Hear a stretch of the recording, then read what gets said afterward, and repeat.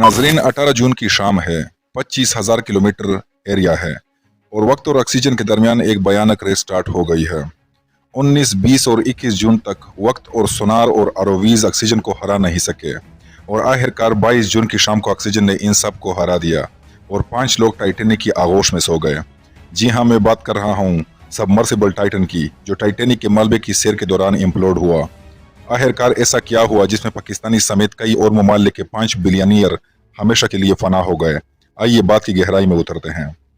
नाजरीन, Titan submersible 18 जून सुबह 9:30 पर अटलांटिक ओशन में मशहूर ज़माना जहाज टाइटेनिक के मलबे की सैर के लिए उतरता है और ये टाइटेनिक जहाज कनाडा के करीब 600 किलोमीटर के फासले पर समंदर की तह में 3,810 मीटर नीचे पड़ा है। नाजरीन, और इस सबमर्सिबल को ऊपर से एक और सपोर्ट जहाज कंट्रोल कर रहा है, क्योंकि सबमर्सिबल सबमरीन की तरह खुद ब खुद पानी से ऊपर नहीं आते। इसको सपोर्ट की ज़रूरत होती है और वो सपोर्ट था पोलर प्रिंस जहाज।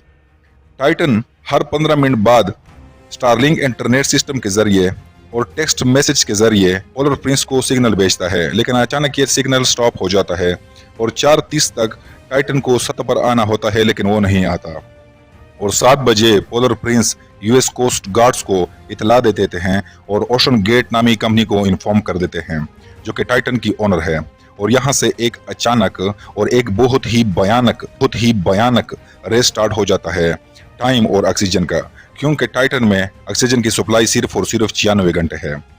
नाजरीन, ओशन गेट कंपनी जेर समंदर टूर कराती है और इसके पास 2 और सबमर्सिबल भी हैं, जिस तरह आप इन पिक्चर्स में देख रहे हैं, लेकिन टाइटन को 4000 मीटर नीचे जाने के लिए बनाया गया था। नाजरीन, समंदर में 2600 फुट नीचे जायंट क्रीचर हरकत करते हैं, जबकि 3200 फुट को मिडनाइट जोन कहते हैं, जहां से नीचे सूरज की रोशनी नहीं पहुंचती। जबकि टाइटेनिक 12,000 फुट नीचे पड़ा है और यहाँ पर वाटर का प्रेशर सतह के लिहाज से 400 गुना ज्यादा होता है। अब इस सबमर्सिबल में 5 से 6 लोग बैठ सकते हैं और लंबाई तकरीबन 6 या 7 मीटर होती है। इसमें सामने एक व्यू पॉइंट ग्लास होता है और वजन 10,000 kg से भी ज्यादा होता है। और कमाल की बात यह है कि पायलट इसको वीडियो गेम कंट्रोलर से कंट्रोल करता है। इस टाइटन पर 5 लोग थे। एक था हैमिश हार्डिंग, जो कि ब्रिटिश बिलियनियर था और कई बार वर्ल्ड गिनीज बुक के रिकॉर्ड हासिल कर चुका था और 4 घंटे तक समंदर की गहरी जगह मैरियाना ट्रेंच में डाइव कर चुका था। दूसरा पॉल हेनरी, जो कि फ्रेंच नेवी का फार्मर कमांडर था। और तीसरा और चौथा पाकिस्तानी बिजनेसमैन शहजादा दाऊद और उसका बेटा सुलेमान था। अब ये टाइटन अचानक गायब हो जाता है और कोच की रेस में जहाज़ों से सोनार को डिप्लॉय किया जाता है और आरओवीज रोबोट का यूज किया जाता है। और आखिरकार 22 जून को एक आरओवी किसी चीज को डिटेक्ट करता है और पता लगाने पर पता चलता है कि टाइटन मुकम्मल तौर पर तबाह व बर्बाद था और मौजूद लोग गायब थे। जब रिसर्च हुई तो पता चला कि टाइटन का बलाई हिस्सा कार्बन फाइबर से बना था, जिसकी वजह से पानी के प्रेशर की वजह से कार्बन फाइबर अंदर की तरफ सिकुड़कर इम्प्लोड हुआ और पलक झपकते ही लोग मर गए। हालांकि कार्बन फाइबर इसके लिए ठीक नहीं था, लेकिन ओशन गेट ने यह तजुर्बाती लिहाज से किया था और इस सबमर्सिबल पर कोई इमरजेंसी लोकेटर भी नस्ब नहीं था, ताकि कोच जाने के बाद इसको लोकेट किया जा सके।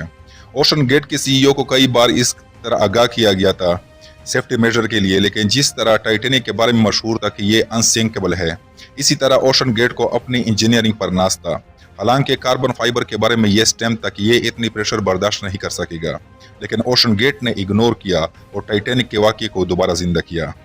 पर नाजरीन, यहाँ पे एक बात समझ नहीं आई। नाजरीन, इंसान भी अजीब है। जब दौलत पास होती है तो वो ज़मीन के बलाई सतह के सैर से ज़्यादा ज़ेरी सतह के सैर को तरजीह देता है और फिर अल्लाह ताला उनको हमेशा के लिए समंदर की ज़ेरी सतह में सुला देता है। नाजरीन, अगर आपको ये वीडियो इन्फॉर्मेटिव लगी है तो इस चैनल को सब्सक्राइब करके बेल का आइकन दबा ले, ताकि मेरी हर वीडियो आप तक बर वक्त पहुँचती रहे। अल्लाह हाफिज़।